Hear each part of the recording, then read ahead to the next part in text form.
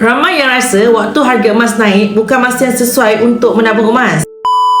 Sebenarnya, waktu harga emas naik pun tetap masa yang terbaik untuk teruskan simpanan. Menabung emas bukan tentang mencari harga paling murah, tetapi tentang membina tabiat menyimpan secara konsisten. Apabila kita menabung emas setiap bulan, kita sebenarnya sedang menstabilkan harga purata belian emas.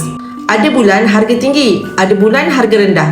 Lama-kelamaan, kita dapat harga purata yang lebih seimbang. Di Public Gold, kita boleh menabung emas rendah 1 gram atau minimal RM100 melalui akaun emas Gap. Tak perlu tunggu harga turun baru nak mula. Yang penting ialah mula dulu dan konsisten. Menabung emas bukan untuk cepat kaya, tetapi untuk melindungi nilai wang kita daripada inflasi dan naik turun ekonomi. Harga emas mungkin berubah setiap hari, tetapi nilai simpanan yang kita bina akan kekal dan berkembang dalam jangka panjang. Orang kaya kumpul emas dengan sabar. Mereka tahu lambat atau cepat, kenaikan emas pasti berlaku seiring dengan penyusutan nilai duit. Yang mana masih belum tahu, melalui akaun emas Gap Public Gold, kita boleh menabung dan menyimpan emas 999 sikit-sikit dan kemudian boleh keluarkan emas fizikal pegang di tangan. Bagaimana caranya? Jom klik link di bio Safia Sofian, daftar akaun emas Gap, saya akan bimbing sebaiknya.